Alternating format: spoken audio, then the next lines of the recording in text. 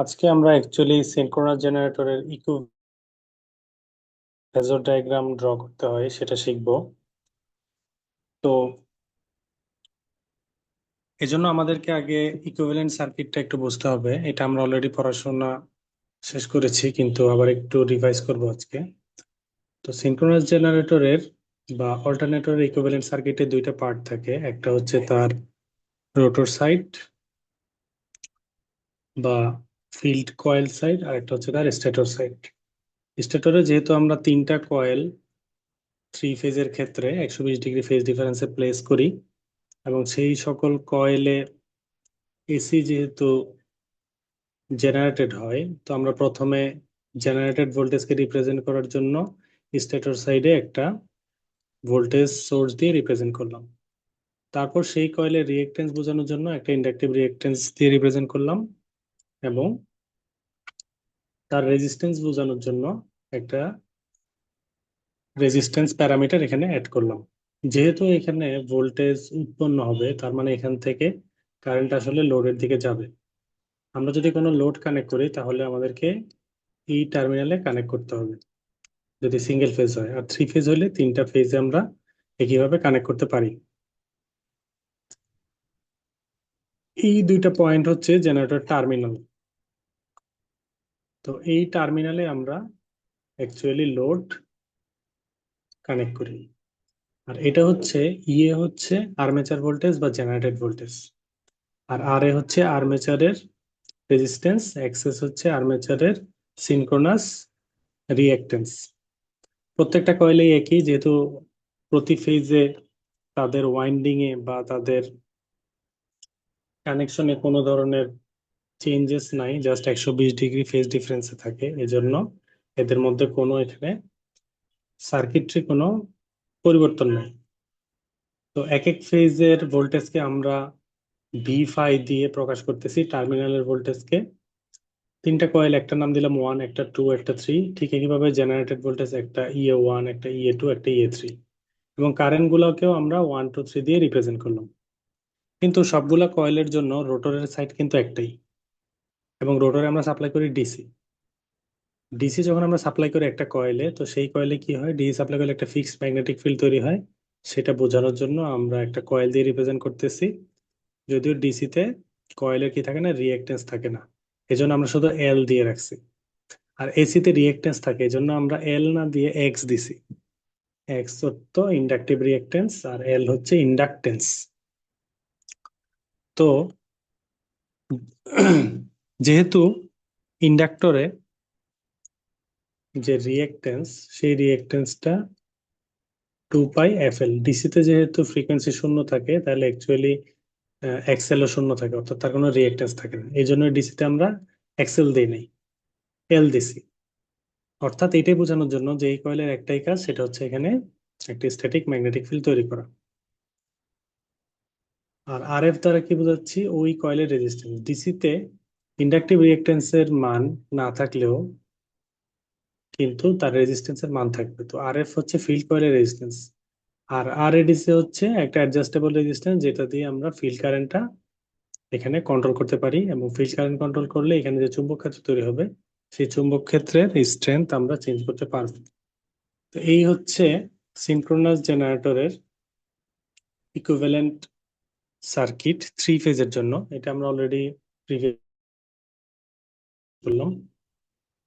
তো এটাকে আমরা সিঙ্গেল ফেজে ড্র করতে চাইলে জাস্ট স্ট্যাটাস সাইডে একটা কয়েলকে আমরা রিপ্রেজেন্ট করব, আর বাকি সবকিছু আগের মতো থাকবে। তাহলে এটা হয়ে যাবে পার ফেজ ইকুইভ্যালেন্ট সার্কিট। তো এই সার্কিটের এই অংশটা থেকে, আর্মেচার অংশটা থেকে বা স্টেটর অংশটা থেকে আমরা যদি একটা ইকুয়েশন লিখতে চাই, তাহলে আমরা কি লিখতে পারি, এই কয়েলের সবচেয়ে বড় ভোল্টেজ হচ্ছে ইএ। ইএ হচ্ছে উৎপন্ন ভোল্টেজ। তো এই ইএ ভোল্টেজটাই কোথায় যাবে, এখানে ড্রপ হবে এবং টার্মিনালে আসবে। যদি টার্মিনালে একটা লোড থাকে, তাহলে এই এখানে যে কারেন্ট ফ্লো হবে, এখানে আমরা তখন কেভিএল অ্যাপ্লাই করতে পারবো। সেই কেভিএল এর রেজাল্ট কেমন হবে, ইএ কারেন্টটা হবে এই দুইটা ড্রপের সমান, একটা লোডের ড্রপ আর একটা তার ভিতরে কয়েলের ড্রপ। তাহলে ইএ সমান আমরা কি বলতে পারি, V phi plus IA into RA plus J of XS. তাহলে এটাই হচ্ছে সিনক্রোনাস জেনারেটরের আর্মেচার সাইডে পার ফেজে ভোল্টেজের ইকুয়েশন। তো এই ভোল্টেজের ইকুয়েশন থেকে কিন্তু আমরা চাইলে এর ভেক্টর ডায়াগ্রাম ড্র করতে পারি। তো সেটাই আমরা এখন দেখবো যে ভোল্টেজের ইকুয়েশন থেকে কিভাবে ভেক্টর ডায়াগ্রাম আমরা ড্র করতে পারবো। তো এটা করার জন্য আমরা আগে আমাদের যে ইকুয়েশন সেই ইকুয়েশনটা আমরা একটু লিখে নেই। আমাদের ভোল্টেজের ইকুয়েশনটা কেমন ছিল? ভোল্টেজের ইকুয়েশনটা ছিল এরকম: জেনারেটেড ভোল্টেজ ইকুয়াল টু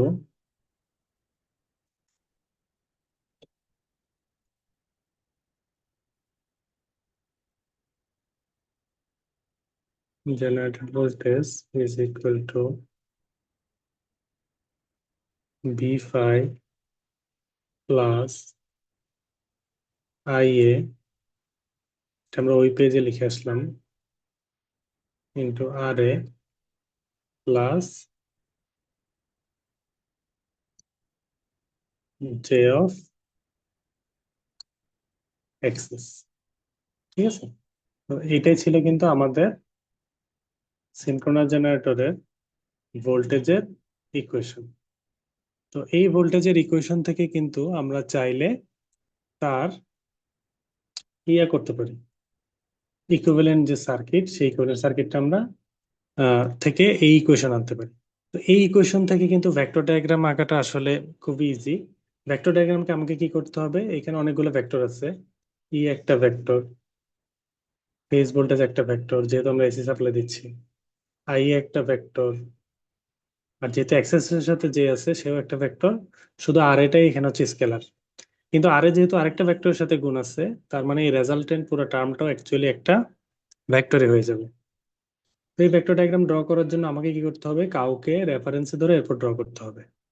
তো আমি ড্র করার সুবিধার্থে আমি যদি বি ফাইকে রেফারেন্সে নেই, আমি শুরুতে বি ফাইকে রেফারেন্সে নিলাম।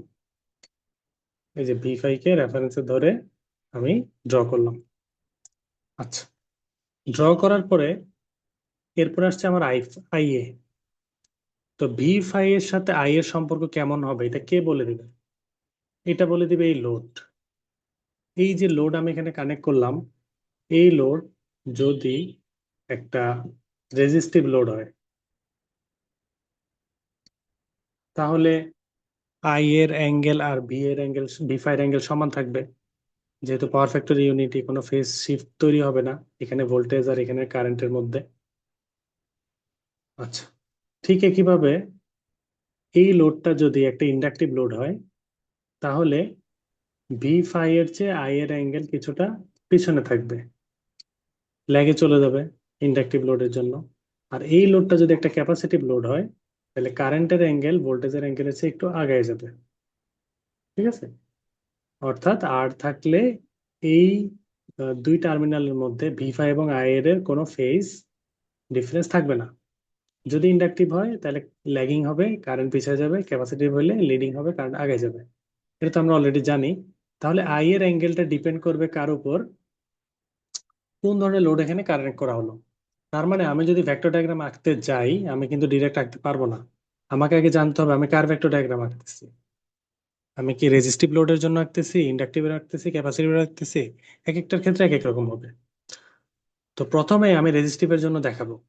যদি আমি রেজিস্টিভ লোডের জন্য আঁকি, তাহলে আমি কি বুঝতে পারলাম? ভি ফাই আর আই এ এই দুইটার মধ্যে কোনো ফেজ শিফট নাই, যেহেতু রেজিস্টিভ লোডের জন্য আঁকতেছি পাওয়ার ফ্যাক্টর ইউনিটি। তার মানে আই এর অ্যাঙ্গেল আর ভি ফাই এর অ্যাঙ্গেল একই, একটা আরেকটার উপর দিয়ে চলে যাবে। ঠিক আছে, অর্থাৎ আমার এখানে ফিগারের যে চেহারা সেই চেহারাটা হবে এরকম: আই এর লাইনটা ভি ফাই এর উপর দিয়েই চলে আসবে।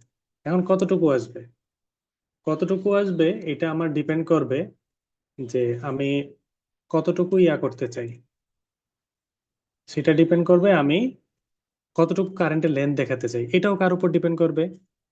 লোডে কতটুকু কারেন্ট যাবে এই লোডে, সেটাও লোডের উপর ডিপেন্ড করবে, তাই না? আমি এখানে এত ভোল্টেজ দিলাম, লোড দিলাম অনেক বেশি লোড এখানে দিয়ে দিলাম, তাহলে কত কারেন্ট যাবে, ভি সমান আইজেড দিয়ে বাইর করতে হবে, তাই না? তাহলে লোডের প্রকৃতির উপর ডিপেন্ড করবে অ্যাঙ্গেলটা কেমন হবে, আর লোডের মানের উপর ডিপেন্ড করবে কারেন্টটা কেমন হবে।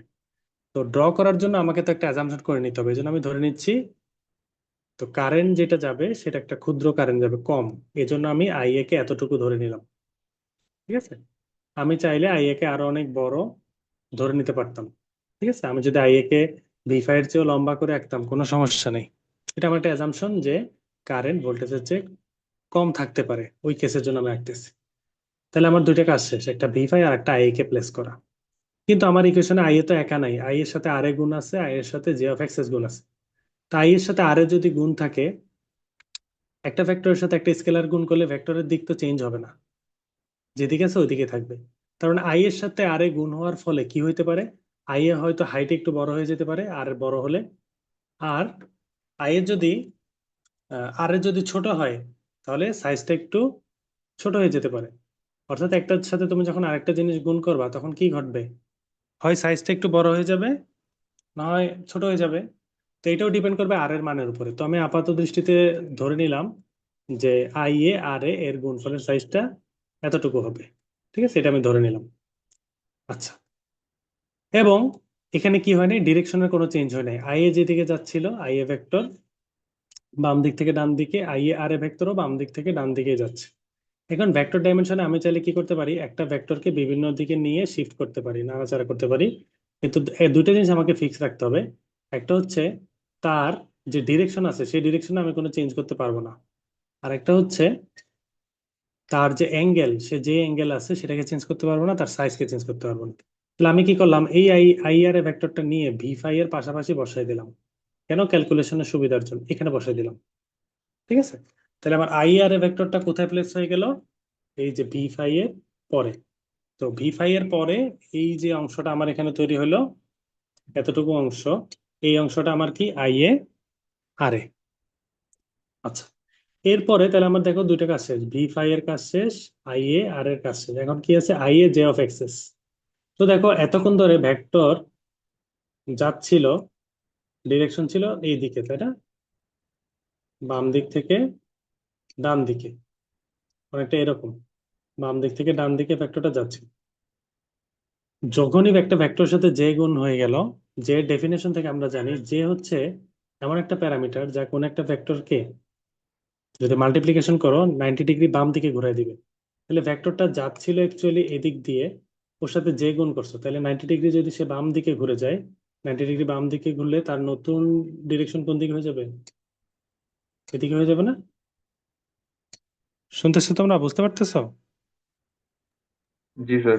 জি স্যার। তাহলে আমার I A J of XS এর অ্যাকচুয়ালি পজিশন কোথায় হচ্ছে, আই এ জে অফ এক্সেসটা এসে প্লেস হলো এই জায়গাতে। তো এই ধরনের জিনিস আমরা অলরেডি আগেও করছি ট্রান্সফরমারের ক্ষেত্রে। তাহলে I A J of XS চলে আসলো এই জায়গাটাতে। তাহলে দেখো আমি তিনটা ফ্যাক্টর পেয়ে গেলাম, একটা হচ্ছে ভি5 এই এতটুকু এখান পর্যন্ত আমার ভি5, ভি5 এর পরে আই এ আর এ, তারপরে I A J of XS. তাহলে ভি5 এর সাথে I R A plus I A J J of XS, এই তিনটা ভেক্টর যোগ করলে ই এ পাবো না? তাহলে এই তিনটা ভেক্টর শুরু হয়েছে এখান থেকে, তাই না? এই পয়েন্ট থেকে শুরু হয়েছে, আর শেষ হয়েছে কোথায়, এই যে এখানে গিয়ে। তাহলে ইনিশিয়াল থেকে টার্মিনাল পয়েন্ট পর্যন্ত যদি আমি যোগ করে দিই তাহলে আমি কি পাবো, ইনিশিয়াল থেকে টার্মিনাল পর্যন্ত আমি যোগ করে দিলে আমি অ্যাকচুয়ালি ই এটা পেয়ে যাব। একদম এক্সাক্ট ট্রান্সফরমারের মতোই প্রসিডিউর, ট্রান্সফরমারের মতোই সিস্টেম, জাস্ট ইকুয়েশনে এবং লোডের আন্ডারস্ট্যান্ডিং এ হয়তো একটু ভিন্নতা থাকতে পারে, এবং ভেক্টর ডায়াগ্রামের শেপ হয়তো একই রকমই আসতে পারে ট্রান্সফরমারের সাথে। আচ্ছা, তাহলে এই ভেক্টর ডায়াগ্রাম তো আমরা অ্যাকচুয়ালি ফেজর ডায়াগ্রাম, এটা আমরা তো চোখের আন্দাজে আঁকলাম অনেকগুলো অ্যাজাম্পশন করে। অ্যাজাম্পশন গুলা কি, আই এর সাইজ অ্যাজাম্পশন, আই এ চাইলে আরো লম্বা হইতে পারতো, আই এ আর এর size assumption, I A J of x এর সাইজ অ্যাজাম্পশন, ভি5 সাইজ অ্যাজাম্পশন। অর্থাৎ আমরা সবগুলাকে অ্যাজাম্পশন করে করে তাদের এজুমড একটা লেন্থ ধরে নিয়ে তাদের ডিরেকশনকে কিন্তু আমরা সঠিক দিকে প্লেস করে ড্র করলাম। এই জন্য এটা আমি যখন এভাবে আন্দাজ করে আঁকতেছি তখন এটা হয়ে গেছে একটা ফেজর ডায়াগ্রাম। তো ফেজর ডায়াগ্রামে তুমি কতটুকু আন্দাজ করতে পারবে, এর কিন্তু লিমিট আছে। তুমি কিন্তু ডিরেকশন নিয়ে আন্দাজ করতে পারবে না। তুমি আই এর ডিরেকশন এদিকে, একে আন্দাজ করে দিয়ে দিলে এদিকে, এটা হবে না। তুমি তার লেন্থ দিতে পারো, বড় দিতে পারো, ছোট দিতে পারো, এটা তোমার অ্যাজাম্পশনে হবে। কিন্তু ডিরেকশন কিন্তু অ্যাজাম্পশন করে পাল্টানোর সুযোগ নেই, কারণ রেজিস্টিভ লোডে আই আর ভি ফাই সবসময় ইনফেজে থাকবে। এজন্য ভি ফাইও যেদিকে গেল, আইও ঠিক একই দিকেই গেল। ঠিক আছে, এটা অ্যাজিউম করে উল্টে ফেলার সুযোগ নাই। তুমি চাইলে এদের হাইট বড় ছোট করতে পারো, আই জে অফ এক্স বড় ছোট করতে পারো। ঠিক একইভাবে ই এ কি হবে, যদি তোমার I A J of x অনেক লম্বা হইতো, তাহলে ই আর একটু উপরের দিকে পড়ে যেত, অথবা ই আর একটু নিচে পড়ে যেত, এই ঘটনা ঘটতে পারতো। ঠিক আছে, তো এটা ডিপেন্ড করবে কি তুমি I A J of x এর সাইজ কেমন দিছো সেটার উপর। তো ওইটা তো তোমার অ্যাজাম্পশনের উপরে। আচ্ছা, তাহলে এখন আমরা যে চিত্রটা দেখলাম এটা হচ্ছে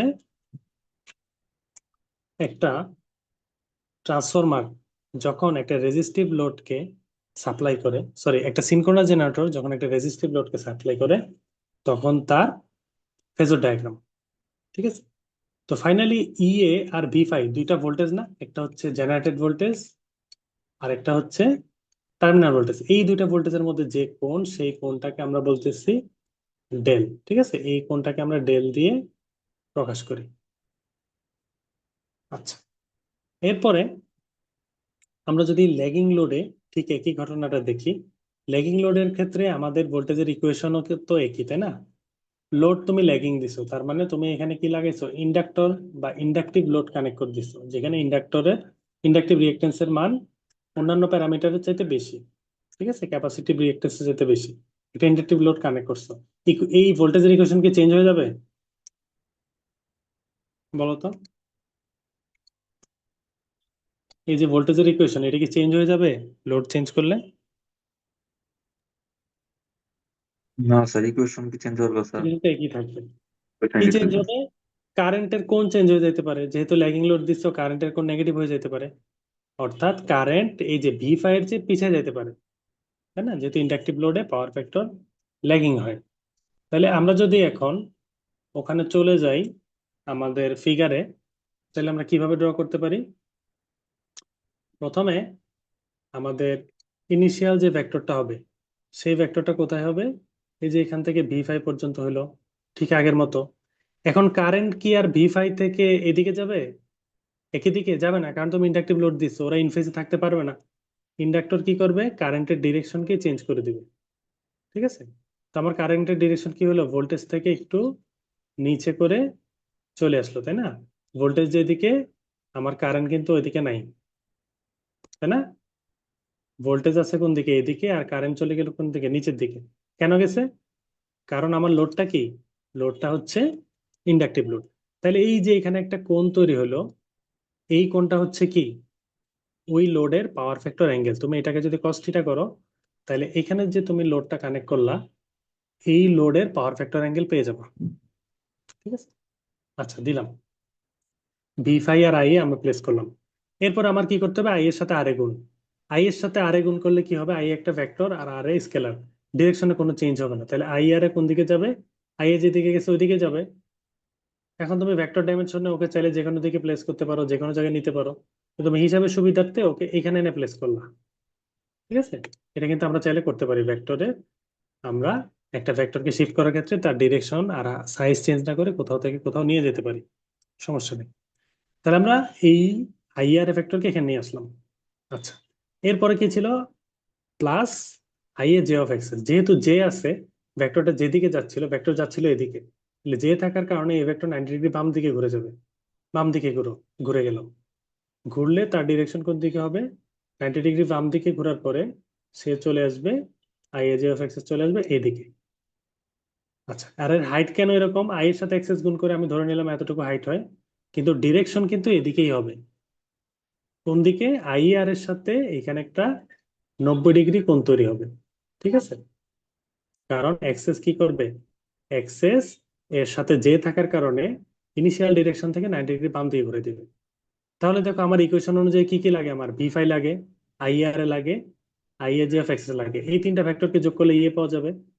তাহলে আমাদের ওই যে ইন্টারমিডিয়েটের বেসিক ফর্মুলা অনুযায়ী যে অনেকগুলো ভেক্টরকে যোগ করতে হলে কি করতে হবে, সবগুলোর ইনিশিয়াল থেকে টার্মিনাল পয়েন্ট পর্যন্ত যোগ করে দিতে হবে। তো যোগ করে দিলাম, যোগ করে আমি কি পেয়ে গেলাম, যোগ করে আমি পেয়ে গেলাম ইয়ে। ঠিক আছে, তো এটাই হচ্ছে আমার ল্যাগিং লোডে সিনক্রোনাস জেনারেটরের ভেক্টর ডায়াগ্রাম। এখন লিডিং লোডে কেমন হবে? লিডিং লোডে প্রথমে আমি ভি ফাই আঁকবো। ঠিক আছে, ভি ফাই আঁকার পরে আই এ কোন দিকে যাবে? ভি ফাই আঁকার পরে আই এ আঁকার জন্য আমাকে কি করতে হবে? আই এ এদিকেও যাবে না, নিচেও যাবে না, আই এ চলে যাবে লিডে, আই এ চলে যাবে উপর দিকে, তাই না? তাই উপর দিকে গেলে আই আর এ কোন দিকে যাবে? আই আর এ চলে যাবে এদিকে, নাকি? I A G of X কোন দিকে চলে যাবে? I A G of X চলে যাবে এদিকে, তাই না? তাহলে V phi I R G of X, তারপরে এই আহ, এটা করার পরে এরপরে আমি এই পয়েন্ট থেকে এই পয়েন্ট পর্যন্ত যদি যোগ করি, ইনিশিয়াল থেকে টার্মিনাল পর্যন্ত যোগ করে দিই, এটাই হয়ে যাবে আমার ইয়ে। তাহলে এটা কি হয়ে গেল? ক্যাপাসিটিভ লোডে সিনক্রোনাস জেনারেটরের ভেক্টর ডায়াগ্রাম, অথবা লিডিং লোডে সিনক্রোনাস জেনারেটরের ফেজর ডায়াগ্রাম। ঠিক আছে, তো যেটা বলতেছিলাম সেই ফিগারটা এখানে ড্র করা আছে, আমি আর নতুন করে এটা ড্র করতেছি না। তোমরা একটু পজ দিয়ে এই চিত্রটা একটু বোঝার চেষ্টা করো, দেখো এখানে কোনো প্রবলেম মনে হয় কিনা, বা বুঝতে পারো বা বুঝতে পারো না এমন হয় কিনা ক্যাপাসিটিভ লোডের জন্য যে ডায়াগ্রামটা এখানে ড্র করা আছে। আচ্ছা, তাহলে আমাদের এই ফিগারটা কি, একটু আগে যেটা এক্সপ্লেন করলাম, ভি ফাই চলে গেল এদিকে যেহেতু ক্যাপাসিটিভ লোড, কারেন্ট চলে গেল লিডিং দিকে। তো কারেন্টের সাথে রেজিস্ট্যান্স গুণ করলে কি হবে? যদি একের চেয়ে রেজিস্ট্যান্সের মান বড় হয়, একের চেয়ে আর এর মান বড় হয়, তাহলে এটা একটু বড় হয়ে যাবে, আর একের চেয়ে ছোট হইলে দশমিক সংখ্যা গুণ করে একটু ছোট হয়ে যাবে। এটা তোমার ইচ্ছা, তুমি বড় দিবা না ছোট দিবা, এখানে ছোট করে দিছে, বড় দিলেও তুমি কোনো সমস্যা নেই। আই আর এ, তো আই আর এদিকে যাচ্ছিল, যখনই জে গুণ হয়ে গেল আই এক্সএস, তাহলে আই এ এক্সএস কোন দিকে হয়ে যাবে? আই এ যেদিকে যাচ্ছিল তার থেকে 90 ডিগ্রি অ্যান্টি ক্লকওয়াইজ দিকে, বাম দিকে ঘুরে যাবে। তো 90 ডিগ্রি বাম দিকে ঘুরে I A G of x আঁকলাম, তিনটা ভেক্টর আমি পরপর প্লেস করলাম। তারপর ইনিশিয়াল থেকে টার্মিনাল পর্যন্ত আমি যোগ করে দিলে আমি কি পেয়ে যাব? আমি ইএ ভেক্টরটা পেয়ে যাব। ঠিক আছে, তাহলে এটাই হচ্ছে ক্যাপাসিটিভ লোডে আমাদের সিনক্রোনাস জেনারেটরের ফেজর ডায়াগ্রাম। আর ইএ আর ভি ফাই এর মধ্যে যে অ্যাঙ্গেলটা তৈরি হয় সেটাকে আমরা বলি ডেল। তো এখানে সবসময় মনে রাখতে হবে কোনটা কি জিনিস, ইএ হচ্ছে জেনারেটেড ভোল্টেজ বা আর্মেচার ভোল্টেজ পার ফেজে, ভি ফাই হচ্ছে টার্মিনাল ভোল্টেজ পার ফেজে, আইএ হচ্ছে আর্মেচার কারেন্ট পার ফেজে, আর এ আর এক্সএস পার ফেজের স্টেটর সাইডের বা আর্মেচার সাইডের আর্মেচার কয়েলের রেজিস্ট্যান্স এবং সিনক্রোনাস রিঅ্যাকটেন্স। আচ্ছা, এই গেল আমাদের ফেজর ডায়াগ্রাম। তো এখন যদি আমরা সিনক্রোনাস জেনারেটর অ্যাকচুয়ালি পাওয়ার কিভাবে কোথা থেকে কোথায় ফ্লো হয় সেটা যদি আমরা একটু দেখি, তো দেখো জেনারেটর অ্যাকচুয়ালি কি কাজ করে। জেনারেটরে আমরা মেকানিক্যাল এনার্জি দেই, তাই না? একটা প্রাইম মুভার দিয়ে ওকে আমরা ঘোরাইতে থাকি, এবং তার ফিল্ড কয়েল যদি এক্সাইটেড থাকে তাহলে সে আউটপুটে আমাদেরকে ইলেকট্রিক্যাল এনার্জি দেয়। এটা তো জেনারেটরের মেইন কাজ। তার মানে ওকে আমরা ইনিশিয়ালি একটা মেকানিক্যাল এনার্জি দিই, সেটাকে সে কনভার্ট করে আমাদেরকে ইলেকট্রিক্যাল এনার্জি দেয়। যখন আমি জেনারেটর মেকানিক্যাল এনার্জি দেই, এই এনার্জিটা আমরা কিভাবে ওকে দেই? ওর রোটরের শেফটে, জেনারেটরের রোটরের শেফটে আমরা প্রাইম মুভারকে কানেক্ট করি, এবং প্রাইম মুভার জেনারেটরকে কি করে? একটা টর্কে ঘোরায়, একটা টর্ক অ্যাপ্লাই করে এবং ওমেগা এম স্পিডে ঘোরায়। তো মেকানিক্যালি পাওয়ার বের করার ফর্মুলা কি? ইলেকট্রিক্যালি যেমন ভিআই কস থিটা, মেকানিক্যালি পাওয়ার বের করার ফর্মুলা হচ্ছে টর্ক ইনটু স্পিড। তাহলে কতটুকু টর্ক তুমি রোটর শেফটে অ্যাপ্লাই করলা, তার সাথে কতটুকু স্পিডে রোটরটা ঘুরতেছে সিনক্রোনাস জেনারেটরে, এই দুইটা জিনিস গুণ করলে আমরা কি পেয়ে যাবো? ইনপুট পাওয়ার। এবং এটা কিন্তু একটা মেকানিক্যাল পাওয়ার, অথবা applied power to the synchronous generator shaft। আচ্ছা, যখন আমি মেকানিক্যাল পাওয়ার এখানে অ্যাপ্লাই করলাম, প্রথমে এখানে যে লসটা হয়ে যাবে সেটা হচ্ছে স্ট্রে লস। তারপরে যে লসটা হবে সেটা হচ্ছে ফ্রিকশন এন্ড ওয়াইন্ডেজ লস। অর্থাৎ তুমি যখন জেনারেটরকে ঘোরাচ্ছ তখন জেনারেটরে রোটরটা যখন ঘুরবে, রোটরটা তার ইন্টারনাল এয়ার গ্যাপের মধ্যে বাতাস কাটার জন্য একটা লস হবে, বাতাসকে কেটে ওকে ঘুরতে হবে, এবং বাতাসের সাথে ফ্রিকশন হবে, এবং তার টার্মিনালে যে বেয়ারিং গুলো আছে যেখানের মধ্যে রোটরকে প্লেস করা আছে সেই বেয়ারিং এর মধ্যে ফ্রিকশন লস হবে, ফ্রিকশন ওয়াইন্ডেজ লস হয়ে কিছু পাওয়ার এখানে কমে যাবে। আচ্ছা, হয়ে গেল। এরপরে জেনারেটর থেকে যখন ফ্রিকশন ওয়াইন্ডেজ হয়ে গেল, এরপরে কি হয়ে গেল? এরপরে আমি যে ফিল্ডে ডিসি সাপ্লাই করছিলাম, সেই ডিসি সাপ্লাই করার কারণে যে ম্যাগনেটিক ফিল্ডটা তৈরি হয়েছিল, সেই ম্যাগনেটিক ফিল্ডটা গিয়ে স্টেটর কয়েলকে কাট করবে। তো স্টেটর কয়েলকে কাট করার আগে কি হবে, সে কোরকে কাট করবে না? কোরকে কাট করলে কি হবে? কোরে লস হবে, কোরে এডি কারেন্ট লস হবে, হিস্টেরেসিস লস হবে। তো কোরের মধ্যে এরপর লস হয়ে কিছু পাওয়ার কমে যাবে। এরপরে যে পাওয়ারটা থাকবে এটাকে আমরা বলতেছি কনভার্টেড পাওয়ার। কারণ কোর লস হওয়ার পরে বাকি পাওয়ারটাই অ্যাকচুয়ালি ইলেকট্রিক্যাল পাওয়ারে কনভার্ট হচ্ছে। অর্থাৎ জাস্ট কয়েলের মধ্যে কারেন্টটা বিল্ড আপ হলো আর্মেচার কয়েলে। ঠিক আছে? তো এই কনভার্টেড পাওয়ারটা যেহেতু একটা মাঝামাঝি স্টেজ, এখানে মেকানিক্যাল থেকে ইলেকট্রিক্যাল কনভার্ট হচ্ছে, এটা দুইটা স্টেজে দুইটা ভাবে বের করা যায়। একটা হচ্ছে মেকানিক্যাল ফর্মুলা দিয়ে, একটা ইলেকট্রিক্যাল ফর্মুলা দিয়ে। মেকানিক্যাল ফর্মুলা দিয়ে বের করতে গেলে আমরা বলি torque induced into omega M, অর্থাৎ কতটুকু টর্ক এর ভিতরে ইনডিউস হলো এবং কত স্পিডে ঘুরতেছে, এই দুইটাকে আমাদেরকে গুণ করতে হবে। তো ফর্মুলা দেখেই বোঝা যাচ্ছে যে অ্যাপ্লাইড টর্কটা অবশ্যই জেনারেটরের ইনডিউস টর্কের চেয়ে বেশি হবে। কারণ বেশি অ্যাপ্লাই করছি, এটা লস হইতে হইতে তো অ্যাকচুয়ালি কমে আসছে, হয়ে ইনডিউসটা ছোট হয়ে গেছে। ঠিক আছে? আচ্ছা, তো এই স্টেজের পাওয়ার কি ইলেকট্রিক্যালিও বের করা যায়? ইলেকট্রিক্যালি বের করার জন্য আমাদেরকে কি করতে হবে? এদিকে রুট থ্রি ভি এল কস থিটার সাথে এই যে থ্রি ফেজ হলে থ্রি আই স্কোয়ার আর যোগ দিলে কি হয়ে যাবে, এই স্টেজের পাওয়ার চলে আসবে। ঠিক আছে? আচ্ছা, এরপরে আর্মেচার কয়েলে কারেন্ট ফ্লো হইলো, কারেন্ট ফ্লো হইতে যাওয়া মাত্রই তার মধ্যে কপার লস হয়ে যাবে, আই স্কোয়ার আর লস হবে। সেই লসটা আমরা এখানে দেখালাম। অর্থাৎ ইনপুট থেকে আউটপুটে পাওয়ার আস্তে আস্তে অ্যাকচুয়ালি কিন্তু কমে যাচ্ছে, লস হয়ে হয়ে কমে যাচ্ছে। তো সেই পাওয়ারটা পার ফেজে বের করতে গেলে আই স্কোয়ার আর, থ্রি ফেজে করতে গেলে থ্রি আই স্কোয়ার আর দিয়ে আমরা স্টেটর কয়েলের কপার লস বের করতে পারবো। এরপরে ফাইনালি আমরা যে ইলেকট্রিক্যাল পাওয়ারটা জেনারেটরের টার্মিনাল বক্সে পাবো, যে টার্মিনাল বক্সে থ্রি ফেজ হলে এরকম ছয়টা কয়েল থাকে, ছয়টা টার্মিনাল থাকে, অথবা ভিতরে যদি স্টার করা থাকে তাহলে চারটা টার্মিনাল থাকে। এই টার্মিনাল বক্সে আমরা যে পাওয়ারটা পাবো, সেই পাওয়ারটা অ্যাকচুয়ালি কি, যে root three VL cos theta করে আমরা ইলেকট্রিক্যাল যে পাওয়ার সেটাকে আমরা বের করতে পারবো। তো এটাই হচ্ছে অ্যাকচুয়ালি একটা সিনক্রোনাস জেনারেটরের পাওয়ার ফ্লো ডায়াগ্রাম। অপেক্ষাকৃত ইন্ডাকশন মোটর বা অন্যান্য মেশিনে পাওয়ার ফ্লো হচ্ছে কিন্তু সহজ।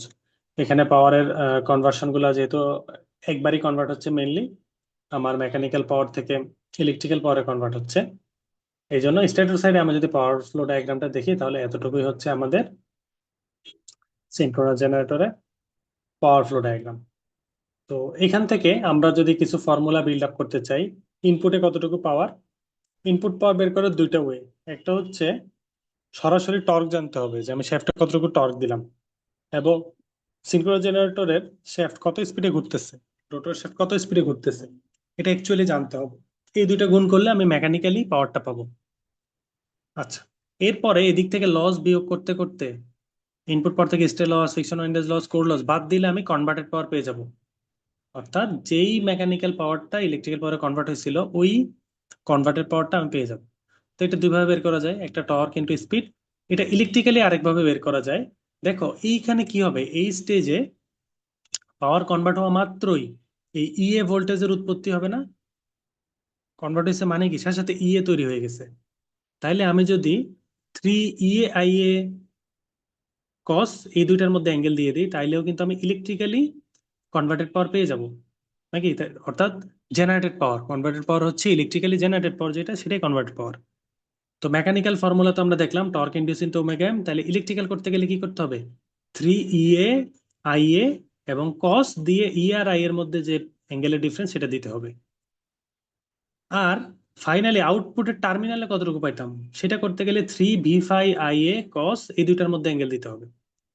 তাহলে জেনারেটেড পাওয়ার একটা, যেখানের মধ্যে এই ভোল্টেজ এবং এই কারেন্ট দিয়ে ভিআই কস থিটা করতে হয়। আর টার্মিনালের পাওয়ার কোনটা, টার্মিনাল ভোল্টেজের সাথে কারেন্ট দিয়ে ওর অ্যাঙ্গেল দিয়ে ভিআই কস থিটা করতে হয়।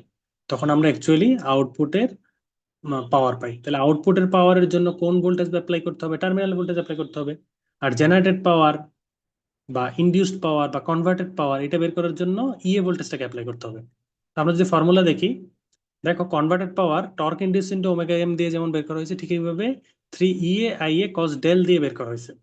অর্থাৎ এই কস গামা, এই কস গামা দিয়ে অ্যাকচুয়ালি বোঝাচ্ছে ই আর আই এর মধ্যবর্তী যতটুকু কোণ, সেটাই হচ্ছে গামা। ঠিক আছে? অর্থাৎ আমি যদি এতক্ষণ যে ভেক্টর ডায়াগ্রাম আঁকলাম, এখানে যদি গামাকে চিহ্নিত করি, এই ভেক্টর ডায়াগ্রামে গামা হবে এতটুকু। ই আর আই এর মধ্যে কোণ, ঠিক আছে। তার আগের ভেক্টর ডায়াগ্রামে এখানে গামা হবে ডেলের সমান, এখানে এটাই হবে গামা। আর ল্যাগিং লোডে গামা হবে কি, দুটার যোগফল, ডেল আর এই যে থিটা, এই দুইটার যোগফল। তো দেখো ভেক্টর ডায়াগ্রামটা আরেকটু যদি আমরা রিভাইজ করি, বি ফাই আর আই এ টার্মিনাল ভোল্টেজ আর টার্মিনাল কারেন্টের মধ্যবর্তী কোণ, এটাকে তো আমরা থিটা বলি, তাই না? তাহলে টার্মিনাল ভোল্টেজ আর টার্মিনাল কারেন্টের মধ্যবর্তী কোণ আমরা যদি থিটা বলি, তাইলে এখানের ক্ষেত্রে গামা কত হবে? ই আর আই এর মধ্যে কোণ হচ্ছে গামা, তাহলে গামাটা অ্যাকচুয়ালি কি হবে? এই কেসে গামা হবে ডেল আর থিটার যোগফলের সমান, তাই না, ল্যাগিং হইলে। আর যদি ইউনিটি পাওয়ার ফ্যাক্টর হয়, তাহলে তো আর থিটা তৈরি হইলো না, ভি ফাই আর আই এর মধ্যে কোনো অ্যাঙ্গেলই তৈরি হলো না, থিটাটা তো জিরোই।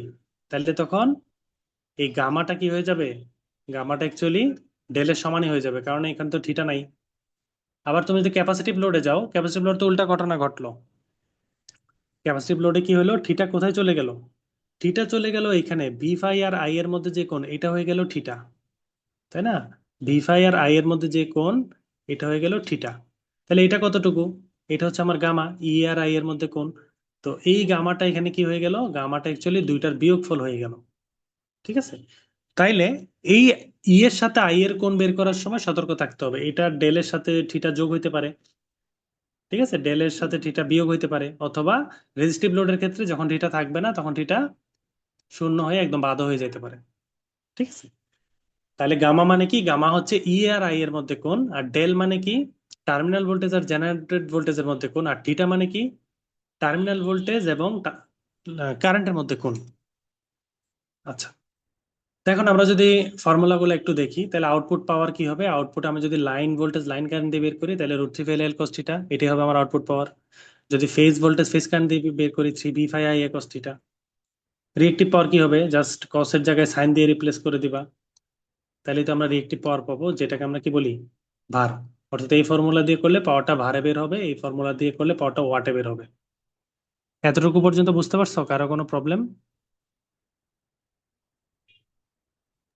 জি তোমরা কি স্যার। শুনতে পাচ্ছ? জি স্যার, শুনতে পাচ্ছি। আচ্ছা, তো দেখো এবার আমরা একটু অ্যাপ্রক্সিমেট ভেক্টর ডায়াগ্রাম আঁকবো। আমরা অ্যাপ্রক্সিমেট ইকুয়েশন করছি, অ্যাপ্রক্সিমেট ইকুইভ্যালেন্ট সার্কিট করছি, অ্যাপ্রক্সিমেট ভেক্টর ডায়াগ্রাম কিন্তু ট্রান্সফরমার বা ইন্ডাকশন মোটর আমরা করিনি। আমরা এখন অ্যাপ্রক্সিমেট ভেক্টর ডায়াগ্রাম দেখব। তো এই অ্যাপ্রক্সিমেট ভেক্টর ডায়াগ্রাম করার জন্য আমরা একটা জিনিস অ্যাজিউম করতেছি। আমরা অ্যাজিউম করতেছি সিনক্রোনাস জেনারেটরের ইকুইভ্যালেন্ট সার্কিটে যে আর এটা আছে রেজিস্ট্যান্স, এই আর এর রেজিস্ট্যান্সটা এক্সএস এর চাইতে অনেক ছোট। এটা হচ্ছে আমাদের অ্যাজাম্পশন। এই অ্যাজাম্পশনের উপরে আমরা কি করব, এই অ্যাজাম্পশনের উপরেই আমরা অ্যাকচুয়ালি সিনক্রোনাস জেনারেটরের অ্যাপ্রক্সিমেট ভেক্টর ডায়াগ্রাম আঁকবো, ঠিক আছে। তাহলে আমরা কি ধরে নিচ্ছি, আর এটা অ্যাকচুয়ালি এক্সএস এর চাইতে অনেক ছোট, অর্থাৎ আর একে নেগলেক্ট করে দিব ভেক্টর ডায়াগ্রাম থেকে। তো এটাকে যদি আমরা নেগলেক্ট করি, আমাদের ভেক্টর ডায়াগ্রাম কেমন হবে? তো আমাদের ভেক্টর ডায়াগ্রামে ড্র করার জন্য আমাদের সবসময় কি লাগে, ভোল্টেজের ইকুয়েশন লাগে। তো ভোল্টেজের ইকুয়েশনটা আমরা লিখে নিচ্ছি। সিনক্রোনাস জেনারেটর ভোল্টেজের ইকুয়েশন কেমন, ই এর সমান V phi plus I A into R A plus J of XS, তাই না?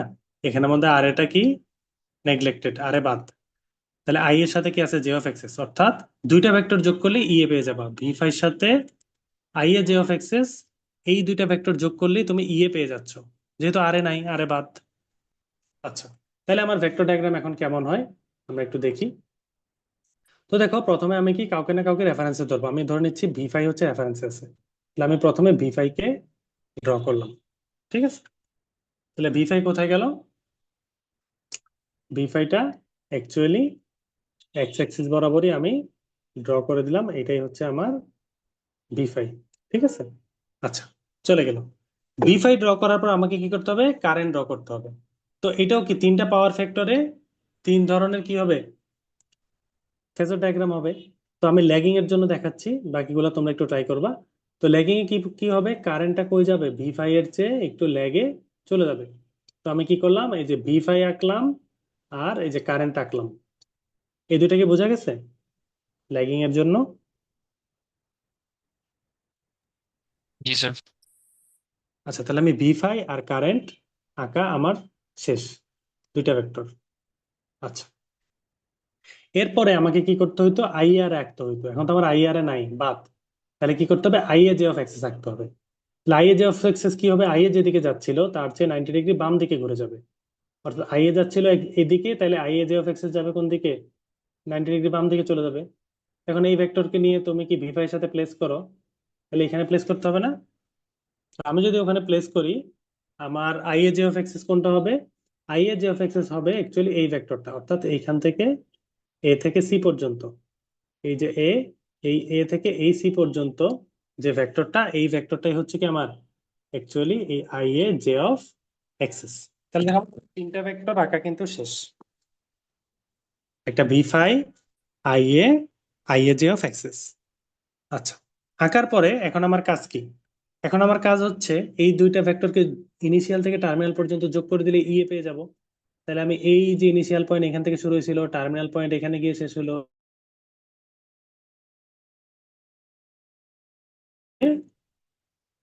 ভেক্টর। ঠিক আছে, তাহলে এটাই হয়ে গেল কি আমার approximate phasor diagram of synchronous generator. আচ্ছা, এখন আমি অ্যাঙ্গেল গুলো দেই। ভি ফাই এর সাথে আই এর যে অ্যাঙ্গেল সেটাই হচ্ছে আমার থিটা। ঠিক আছে, অর্থাৎ এই যে কোণটা নিচের দিকে যে কোণটা আছে এটাই হচ্ছে আমার থিটা। এরপরে ডেল কোণটা, ভোল্টেজ আর ভোল্টেজের মধ্যে কোণ, ইএ আর ভি ফাই এর মধ্যে যে কোণ, এই যে এতটুকু কোণ, এটা হচ্ছে আমার ডেল। ঠিক আছে, আর গামা কোণটা, গামা হচ্ছে জেনারেটেড ভোল্টেজ আর কারেন্টের মধ্যে কোণ, অর্থাৎ এই যে ইএ থেকে এই কারেন্টের মধ্যে কোণ, এটাই হচ্ছে কি আমার গামা। তাহলে দেখো তিনটা কোণ বোঝা গেছে কিনা। থিটা হচ্ছে এই যে নিচের ছোটটা, ভি ফাই এর সাথে আই এর কোণ, ডেল হচ্ছে উম, দুইটা ভোল্টেজের মধ্যে কোণ, ই আর ভি ফাই এর মধ্যে কোণ, আর গামা জেনারেটেড ভোল্টেজের সাথে আর্মেচার কারেন্টের কোণ। ঠিক আছে, অর্থাৎ ই এর সাথে আই এর কোণ। আচ্ছা গেল, তাহলে আমরা এখন কি করলাম, সিনক্রোনাস জেনারেটরের ল্যাগিং লোডে আর এ কে নেগলেক্ট করে ফেজর ডায়াগ্রাম আঁকলাম। আচ্ছা, এখন এটা আমরা কেন আঁকলাম, আর এ কে নেগলেক্ট করে আমরা নিশ্চয়ই কোনো ফর্মুলাকে একটু ইয়া করবো আর কি, কোনো ফর্মুলাকে আমরা একটু ইজিয়েস্ট ফর্মে নিয়ে আসবো।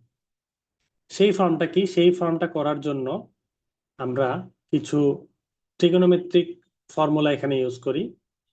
সেটা হচ্ছে, আমরা যদি ভি ফাই কে এদিকে একটু এক্সটেন্ড করি, ঠিক আছে, এবং এই যে জে অফ এক্সেস ভেক্টরটা ছিল ও টার্মিনাল পয়েন্ট থেকে একটা লম্ব টানি এটার উপরে, তাহলে এখানে কিন্তু একটা রাইট অ্যাঙ্গেল ট্রায়াঙ্গেল তৈরি হয়, তাই না, সমকোণী ত্রিভুজ এ বি সি। এই এবিসির সমকোণী ত্রিভুজের সমকোণটা হচ্ছে বিতে, আর এই উপরের কোণটাকে আমি বলতেছি থিটা। তো দেখো এখানে এবি সমান কি হবে, এবি সমান অতিভুজ ইয়া হবে না, কস থিটা, নাকি? যদি এখানে থিটা হইতো, অর্থাৎ আই এক্সএস কস থিটা এটা হয়ে যেত। এখন থিটা তো আমরা দিলাম এইখানে, তাইলে বিসি সমান কি হবে, আই এক্সএস কস থিটা হবে না? কারণ থিটা কার সাথে থাকে, ভূমি আর অতিভুজের সাথে। তার মানে বিসিটা হচ্ছে এই ত্রিভুজের জন্য ভূমি, যেহেতু থিটা এখানে দিচ্ছি, আর অতিভুজ হচ্ছে এসি। এতটুকুতে কারো আপত্তি আছে? না স্যার। তাহলে থিটা কার সাথে থাকে, ভূমি আর অতিভুজের সাথে। তার মানে বিসি হচ্ছে ভূমি আর এসি হচ্ছে অতিভুজ। তাহলে ভূমি মানে কি, অতিভুজ কস থিটা। তাহলে এই বিসি কে আমি কি লিখতে পারি, I A XS cos theta. তাহলে বিসি কে আমি লিখলাম I A XS cos theta. আচ্ছা, এটা কোন ত্রিভুজ থেকে পাইছি, এই যে এই ছোট্ট ত্রিভুজটা থেকে আমরা এই ফর্মুলাটা পাইছি, তাই না? আচ্ছা, তাহলে আই এক্সএস কস থিটা যে এই যে এতটুকু সমান বিসির সমান, এটা নিয়ে কিন্তু আমাদের কোনো আপত্তি নাই। এবার আমরা এই বড় ত্রিভুজটাতে যাই, ও সি বি, এটাও একটা সমকোণী ত্রিভুজ না, ও সি বি, জি স্যার। নাকি? এই সমকোণী ত্রিভুজে এই কোণটা হচ্ছে থিটা। তো এটাকে তো আমি দুইবার তো থিটা বলতে পারবো না, যেহেতু দুইটা কোণ। তো এই কোণকে আমি কি বলতেছি, ডেল। দুইটা ভোল্টেজের মধ্যে কোণ না এটা, তাহলে এই কোণটা হচ্ছে অ্যাকচুয়ালি ডেল। ঠিক আছে, তাইলে এই কোণটা যদি ডেল হয় আর সমকোণ যদি এখানে হয়, তাইলে বড় ত্রিভুজের জন্য বিসিটা কি লম্ব হয়ে গেল না?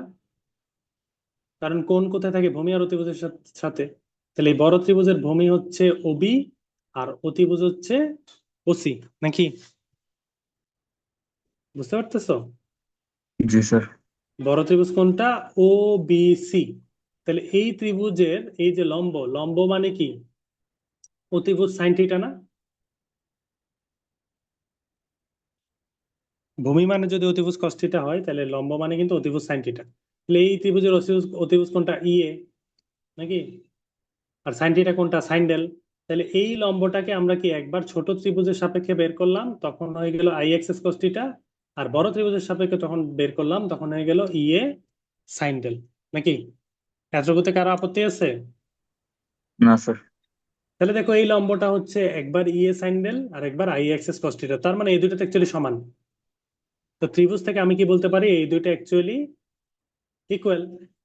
তাহলে এখান থেকে আমি যদি এক্সএস কে অপোজিট সাইডে পাঠিয়ে দেই, তাহলে কি বলা যায়? আই এ কস থিটা সমান ইএ সাইন ডেল বাই এক্সএস বলা যায় না? দেখো তো এই লাইনটা বলা যায় কিনা। জি স্যার। অর্থাৎ আমি এখানে কি করলাম? এক্সএস কে অপোজিট সাইডে পাঠিয়ে দিলাম। এরপরে দেখো, এটা আমি রেখে দিলাম আপাতত। আমি যে একটা ফর্মুলা বের করলাম আর একে নেগলেক্ট করে, আর একে অনেক ছোট ধরে, এই রিলেশনটা আমি পাইলাম, এটাকে রেখে দিলাম। এখন আপাতত আমি আবার আমার পুরো ফর্মুলা ফিরে যাচ্ছি। আমার জেনারেল ফর্মুলা কি? পাওয়ারের, আউটপুট পাওয়ারের 3 বিপি আইপি কস থিটা, 3 ভি5 আইএ কস থিটা। ঠিক আছে, এখন এখানের মধ্যে এই আইএ কস থিটাকে আমি এটা দিয়ে রিপ্লেস করে দিতে পারি না? ইএ সাইন ডেল বাই এক্সএস, নাকি? জি স্যার। তাহলে আইএ কস থিটাকে আমি ইএ সাইন ডেল বাই এক্সএস দিয়ে রিপ্লেস করে দিলাম। তাইলে আমার ফর্মুলা কি হয়ে গেল? এখন আমি পাওয়ারকে কি বলতে পারি? এখন আমি আউটপুট পাওয়ারকে বলতে পারি 3 ভি5 ইএ এক্সএস বাই সাইন ডেল। তো দেখো, এখন তুমি আউটপুট পাওয়ার বের করতে পারতেছো কখন? যখন রেজিস্ট্যান্সটা নেগলেক্টেড। তো দেখো, আউটপুট পাওয়ারের রেজিস্ট্যান্সকে নেগলেক্ট করলে কি হবে? তুমি রেজিস্ট্যান্সের লসটাকে যখন বাদ দিয়ে দিচ্ছ, তখন কনভার্টেড পাওয়ার যে কথা, আউটপুট পাওয়ার একই কথা না? এটা যখন নেগলেক্টেড, জি স্যার। এই জন্য তুমি কি বলতেছো? এই জন্য বলতেছো এই আউটপুট পাওয়ারটাই তখন কি হয়ে গেছে? কনভার্টেড পাওয়ার। তার মানে তুমি যদি সিনক্রোনাস জেনারেটরে রেজিস্ট্যান্সকে নেগলেক্ট করো, যেটাই কনভার্টেড পাওয়ার সেটাই আউটপুট পাওয়ার। আর সেই দুইটার ফর্মুলা তখন কি একই? তো সেই ফর্মুলা আমরা কি করতে পারি? 3 ভি5 ইএ সাইন ডেল বাই এক্সএস, এটা দিয়ে বের করতে পারি। এটা দিয়ে বের করার জন্য দেখো, আমাদের কি জানা লাগে না? লোডের পাওয়ার ফ্যাক্টর জানা লাগে না। লোডের পাওয়ার ফ্যাক্টর অ্যাকচুয়ালি কে জানবে? লোড যে কানেক্ট করছে সে জানবে। জেনারেটরের প্রান্ত থেকে বসে লোডের পাওয়ার ফ্যাক্টর সম্বন্ধে সরাসরি জানার তো উপায় নেই মিটারিং ইকুইপমেন্ট ছাড়া। আর এটা তো প্রতিনিয়ত কনজিউমার ভেরি করতেছে। সে কখনো লাইট লাগিয়ে দিচ্ছে, কখনো সে মোটর লাগিয়ে দিচ্ছে, কখনো বন্ধ করে দিচ্ছে, কখনো বেশি কারেন্ট নিচ্ছে, তাই না?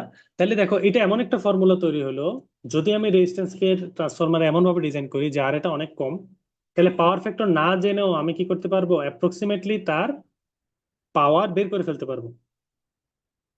ঠিক আছে, তখন আমাকে কি জানতে হবে? সিনক্রোনাস রিঅ্যাকট্যান্স আর এই দুইটা ভোল্টেজের মধ্যে কোন জানতে হবে। আচ্ছা, তাহলে এই যে ডেল, যেই ভোল্টেজের মধ্যে যে দুইটা অ্যাঙ্গেল তৈরি হয় ডেল, এই ডেলকে অ্যাকচুয়ালি আমরা টর্ক অ্যাঙ্গেল অথবা ইন্টারনাল অ্যাঙ্গেল বিটুইন ভোল্টেজেস বলে সম্বোধন করি। ঠিক আছে, অর্থাৎ এই ডেল অ্যাঙ্গেলটার নাম কি? Torque angle. ঠিক আছে, অথবা internal angle between the voltages.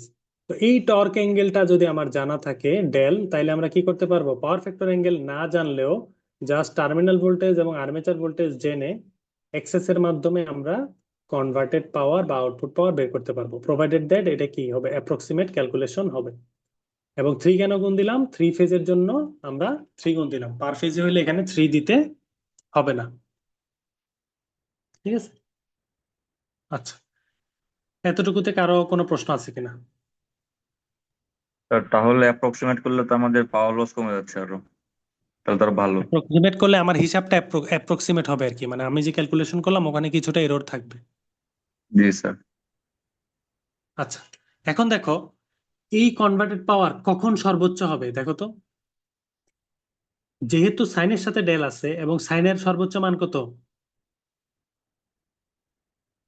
1 না? জি স্যার, ওয়ান। সাইনের মান তো 1 এর বেশি হয় না। তার মানে এই সাইন ডেলের মান যদি কখনো 1 হয় তাহলে এই কনভার্টেড পাওয়ারটা কি হয়ে যাবে, ম্যাক্সিমাম হয়ে যাবে। তাহলে ম্যাক্সিমাম কনভার্টেড পাওয়ার বা ম্যাক্সিমাম আউটপুট পাওয়ারের ফর্মুলা কি, 3 V5 EA/XS। তাহলে দেখো এইটা বের করার জন্য, ম্যাক্সিমাম পাওয়ার বের করার জন্য আমার আর ডেলও লাগতেছে না, কস্টিটাও লাগতেছে না।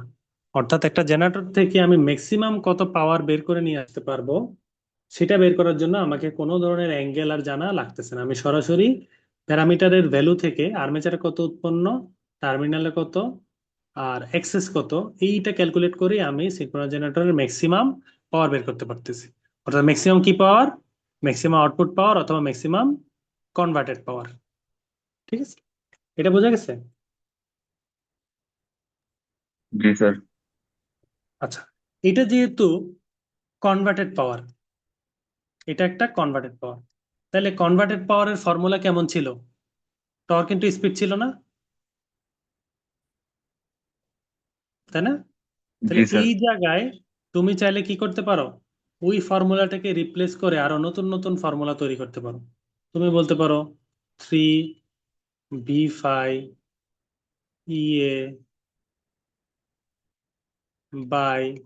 EA/XS সাইন ডেল, নাকি এই দুইটা সমান, তাহলে কি ভুল হবে? No sir. আচ্ছা, এখন এখান থেকে তুমি আবার চাইলে টর্ক বের করতে পারো। ইন্ডিউস টর্ক কি লিখতে পারবা, জাস্ট এই ফর্মুলার নিচে ওমেগা এমটা বসাই দিবা, নাকি ওমেগা এম বসাই দিলে কি পেয়ে যাবা, তুমি সিনক্রোনাস জেনারেটরের ইনডিউস টর্ক পেয়ে যাবা। অর্থাৎ 3 V5 EA/XS এর সাথে নিচে যখন ওমেগা এম চলে আসবে, তখন এটার কিসের ফর্মুলা নাই, পাওয়ারের ফর্মুলা নাই, তখন এটা হয়ে গেছে টর্কের ফর্মুলা।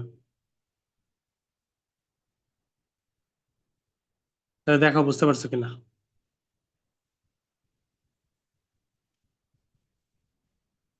ঠিক আছে, অর্থাৎ এই ওমেগা এমটা এখানে নিয়ে আসলে এটা হয়ে যাবে ইনডিউস টর্ক।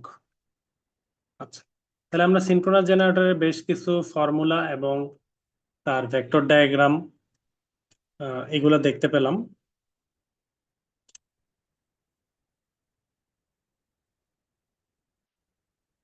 তো আজকে আমরা একটা ম্যাথমেটিক্স করি, এরপরে আমরা আজকের ক্লাস শেষ করে দিচ্ছি। স্যার, ঠিক এক্সামে কি ফর্মুলা গুলো দিয়ে দেওয়া যায়? হ্যাঁ, বুঝতে পারিনি। তাহলে দেখো আমরা এই প্রবলেমটা একটু সলভ করব। এখানে কি বলা হচ্ছে, এখানে বলা হচ্ছে সিনক্রোনাস জেনারেটরে 4টা পোল আছে এবং এটা একটা 3 ফেজ মেশিন, এর ফ্রিকোয়েন্সি হচ্ছে 50 হার্টজ এবং এই মেশিনের ফ্লাক্স হচ্ছে 0.05 ওয়েবার এবং প্রতি ফেজে এখানে যে প্যাচ আছে, টার্ন, সেই টার্ন হচ্ছে 200টা এবং এর ওয়াইন্ডিং ফ্যাক্টর সেটা হচ্ছে 0.94। কম্পিউট দ্য ফলোয়িং, আমাকে প্রথমে বের করতে বলছে ওর সিনক্রোনাস স্পিড। সিনক্রোনাস স্পিডের ফর্মুলা কি, আমরা আগে থেকে যেটা পড়ে আসতেছি ইন্ডাকশন মোটরের জন্য একই, NS সমান 120 F/P। তাহলে এখানে বসাই দাও, NS সমান 120 F/P, এখানের মধ্যে যদি আমরা ভ্যালু প্লেস করতে থাকি, এফ কত, 50 হার্টজ, এই যেখানে বলা আছে, পি কত, 4টা, এই যেখানে বলা আছে। তাহলে এটা ক্যালকুলেট করে আমরা কি পেয়ে যাব, কত স্পিডে সিনক্রোনাস জেনারেটরকে ঘোরানো হচ্ছে সেটা আমরা পেয়ে যাব। আচ্ছা, তাহলে আমাদের এ এর অ্যান্সার কিন্তু শেষ। এরপরে বলা হচ্ছে 3 phase voltages as a function of time. তো দেখো এখানে যেহেতু আরপিএম এ বলছে, আরপিএম এ বলে নাই, মানে একবার বলছে আরপিএম আবার রেডিয়ান পার সেকেন্ডে বলছে, তাহলে আরপিএম থেকে রেডিয়ান পার সেকেন্ডে কনভার্ট করতে হবে। তো ফর্মুলা কি, 2πn/60। তো 2πn/60 করে তুমি আরপিএম থেকে রেডিয়ান পার সেকেন্ডে চলে আসতে পারবে, এটা রেডিয়ান পার সেকেন্ড হবে। 3 phase voltage as a function of time. তো দেখো আমরা শুরুর দিকের লেকচার গুলাতে এই ফর্মুলাটা দেখছিলাম যখন আমরা একদম বেসিক আলোচনা করতেছি। যে 4.44 ইন্টু √2f কে ইন্টু ওমেগা, এই ধরনের একটা ফর্মুলা ছিল, অনেকগুলো কনস্ট্যান্ট তারপরে কিছু ভেরিয়েবল টার্ম। তো ওইখান থেকে আমরা যদি ফর্মুলাটা নিয়ে আসি, তাহলে আমার ইকুয়েশনটা কি দাঁড়ায়? 4.44 into √2 phi f t kw। তো ওইটার সাথে তুমি এখানে ফর্মুলা একটা পার্থক্য দেখতে পারবা। ওই ফর্মুলাটা ছিল এরকম এরকম ইয়ে সমান 4.44 phi F T KP KD. এটা হচ্ছে সিনক্রোনাস জেনারেটরের জেনারেটেড ভোল্টেজের ইকুয়েশন। তো 4.44টা কিভাবে আসছে? অ্যাকচুয়ালি 4 থাকে, এটা ডেরিভেশন আছে, এর সাথে ফর্ম ফ্যাক্টর গুণ করলে 1.1 গুণ করলে 4.44 হয়ে যায়। তো ভোল্টেজটা ফ্লাক্সের সাথে সম্পর্কিত, যে কতটুকু ফ্লাক্স আমি রোটরে দিলাম, তাই না? রোটরে আমি যে ডিসি ভোল্টেজ সাপ্লাই করলাম, এটা কতটুকু ফ্লাক্স তৈরি হলো। ফ্লাক্স যদি বেড়ে যায় তাহলে জেনারেট ভোল্টেজ বেড়ে যায়। ফ্রিকোয়েন্সি, কত ফ্রিকোয়েন্সিতে এখানে ইয়াটা উৎপন্ন হচ্ছে। আচ্ছা, সেই ফ্রিকোয়েন্সিটা গেল। এরপর টার্ন, কয়টা প্যাচ আছে, প্যাচ যদি বাড়ায় দিই তাহলে ভোল্টেজ বেড়ে যায়। কেপি, কেপি হচ্ছে পিচ ফ্যাক্টর, কেডি হচ্ছে ডিস্ট্রিবিউশন ফ্যাক্টর। তো জেনারেটরের সাথে ট্রান্সফরমারের ভোল্টেজের ইকুয়েশনের পার্থক্য হচ্ছে এতটুকু। দুইটা পার্থক্য, একটা হচ্ছে ট্রান্সফরমারে কোনো পিচ থাকে না, একটার উপরে একটা কয়েল পেঁচানো, ঠিক আছে? কয়েলের উপর কয়েল পাশাপাশি একই জায়গায় সবগুলা দেওয়া, ওটা কনসেন্ট্রেটেড ওয়াইন্ডিং, এবং এখানে কোনো পিচ তৈরি হয় নাই, একটা কয়েলকে ঘুরাই ঘুরাই অনেকটুকু জায়গা দিয়ে দেওয়া হয়নি, ডিস্ট্রিবিউটেড ছিল না। এই জন্য জেনারেটর ক্ষেত্রে দুইটা ফ্যাক্টর চলে আসে, যার কারণে ভোল্টেজটা ট্রান্সফরমার চেয়ে কিছুটা কমে যায়। এই একটা ফ্যাক্টর হচ্ছে কেপি আর একটা হচ্ছে কেডি, ঠিক আছে? তো জেনারেটরের ক্ষেত্রে এরকম কতগুলো ফ্যাক্টর এখানে গুণ হয়ে ওভারঅল ভোল্টেজটাকে একটু কমায় দেয়। তো সেই রকমই একটা ফ্যাক্টর হচ্ছে ওয়াইন্ডিং ফ্যাক্টর। তো তোমাকে এই ফ্যাক্টর গুলা তো এখানে বলে নাই আলাদা করে, ঠিক আছে? কেপি কত, কেডি কত, কিন্তু এই কেডি যে কথা, কেডাব্লিউ একই কথা, অর্থাৎ ডিস্ট্রিবিউশন ফ্যাক্টর যে কথা, ওয়াইন্ডিং ফ্যাক্টর একই কথা। অর্থাৎ তুমি কি করছো, ওয়াইন্ডিং করে করে যেহেতু ডিস্ট্রিবিউট করছো, ট্রান্সফরমার সমান ভোল্টেজ পাবা না। ট্রান্সফরমারে এই কেডি বা কেডাব্লিউর মান ছিল 1। আচ্ছা, এখন এখানে আবার √2 কোত্থেকে আসলো? √2টা হচ্ছে আমরা জানি এই ইকুয়েশনটা ট্রান্সফরমারের ক্ষেত্রে ছিল আরএমএস ভোল্টেজের জন্য। আরএমএস ভোল্টেজের জন্য এই ইকুয়েশনটা সত্য ছিল। এখন আমরা যখন পিক ভোল্টেজ বাইর করতেছি, পিক বের করার জন্য আরএমএস থেকে পিকে গেলে কি করতে হবে? সাইনোসয়েডাল ওয়েভের ক্ষেত্রে √2 দিয়ে গুণ করতে হয়। মনে আছে? 20201। আরএমএস থেকে পিকে গেলে আমাদেরকে সাইনোসয়েডাল ওয়েভের ক্ষেত্রে √2 দিয়ে গুণ করতে হবে। এই জন্য এটা যেহেতু আরএমএস ভোল্টেজের ইকুয়েশন, এটাকে আমরা পিকে যাওয়ার জন্য √2 দিয়ে গুণ করতেছি। তাহলে দেখো এখানে বেশি কিছু না, ফর্মুলাতে সবকিছু দেওয়া আছে। এফ বলা আছে আমার 50 হার্টজ, প্রশ্নে দেওয়া আছে। ফ্লাক্স বলা আছে 0.05 ওয়েবার। তারপরে ফ্রিকোয়েন্সি বলা আছে 50 হার্টজ। এই এফটা কিন্তু সাবস্ক্রিপ্ট না, ঠিক আছে? এটা এখানে হয়তো একটা ভুল মেসেজ দিচ্ছে, এটা সাবস্ক্রিপ্ট না, এটা অ্যাকচুয়ালি উপরেই আছে, আমি যেভাবে লিখলাম এভাবেই। Phi F T KP KD, যে পি আর ডি বা কে ডাব্লিউ, ডাব্লিউ হচ্ছে subscript, P subscript, D subscript, F কিন্তু সরাসরি গুণ। আচ্ছা, টি, টি হচ্ছে টার্ন পার ফেজ, এক ফেজে কয়টা প্যাচ আছে, ঠিক আছে? তো এক ফেজে প্যাচ বেড়ে গেলে ভোল্টেজ বেড়ে যাইতো, ধর এক ফেজে কয়টা প্যাচ, 200টা, 200টা বসে গেল। এরপরে ফ্যাক্টর গুলো যা থাকবে সেগুলোকে গুণ করে দিতে হবে। পিচ ফ্যাক্টর এবং ডিস্ট্রিবিউশন ফ্যাক্টর, এই দুইটা ফ্যাক্টরই থাকে। তো এখানে যেহেতু ডিস্ট্রিবিউশন ফ্যাক্টর দেওয়া আছে ওয়াইন্ডিং ফ্যাক্টরের নামে, সেটা আমরা বসে দিলাম। এটা পেয়ে গেলাম আমরা পিক ভোল্টেজ। আচ্ছা, তো বিতে তো আমাদের পিক ভোল্টেজ চাই নাই। বিতে আমাদের কাছে কি চাইলো? Three phase voltage as a function of time. তো দেখো আমি পিক ভোল্টেজ পেয়ে গেছি। তো আমার ফাংশন অফ টাইমে ভি এর ইকুয়েশন কেমন ছিল আমরা যদি মনে করি, ভিএম সাইন ওমেগা টি, নাকি? জেনারেটর তো সাইনোসয়েডাল ওই আমাকে আউটপুট দেয়, তাহলে এর এক ফেজের ভোল্টেজ কি হবে? VM sine omega t. আরেক ফেজে কি হবে? 120 ডিগ্রি পিছায় থাকবে। আরেক ফেজে হবে VM sine omega t minus 120 degree, নাকি? পরেরটা তো হবে -240 ডিগ্রি। তাহলে আমার ইকুয়েশনটা কেমন দাঁড়াবে? আমার ভোল্টেজের ইকুয়েশন হবে এই যে ভিএম সাইন ওমেগা টি, তারপর VM sine omega t -120 degree. C ফেজে কি হবে? VM sine omega t -240 degree. প্রতি ফেজে আমি কি পেয়ে গেলাম? এবিসি তিনটা ফেজের জন্য ভোল্টেজ পেয়ে গেলাম। তো এখানে তো ভিএম লিখলে হবে না, ভিএম এর মান বসাইতে হবে। এই যে ভিএম এর মানটা আমি এখানে বসাই দিলাম। এরপর sine omega t. Omega t মানে কি? ওমেগার ভ্যালুটা বসাইতে হবে, আর টি তো ভেরিয়েবল। তাহলে ওমেগা কত আসছে? 1.08। এই যে ওমেগার ভ্যালু বসে গেছে, আর ইপির ভ্যালু ভিএম এর মান বসে গেছে, ভিএম সাইন ওমেগা টি। এরপরে ভিএম সাইন ওমেগা টি মানে 120 ডিগ্রি। ঠিক আছে, তাহলে আমরা কি পেয়ে গেলাম? থ্রি ফেজ আমার যে ভোল্টেজ, সেই ভোল্টেজের ইকুয়েশনটা পেয়ে গেলাম। ঠিক আছে, এবং এগুলোর ইউনিট এখানে কি হবে? ভোল্ট।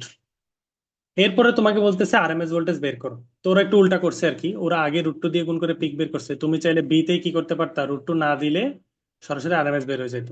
যেহেতু আগে √2 দিয়ে দিছো, পিক বের করছো, এখন √2 দ্বারা ভাগ করে দাও পিককে, তাহলে তুমি পেয়ে যাচ্ছ আরএমএস। অর্থাৎ আরএমএস ভোল্টেজের আমাদের ইন জেনারেল যে ফর্মুলাটা ছিল সেইটাই। আরএমএস মানে কি? সাইনোসয়েডালের ক্ষেত্রে Vm/√2। যেহেতু জেনারেটর সাইনোসয়েডাল ভোল্টেজ জেনারেট করে, এসি সাইন ওয়েভ বা কজ ওয়েভ, এই জন্য আমরা কি করতেছি, ম্যাক্সিমাম থেকে আরএমএস এ যাওয়ার জন্য আমরা √2 দিয়ে ভাগ করছি। তো এই ছিল আমাদের আজকের টোটাল লেকচার।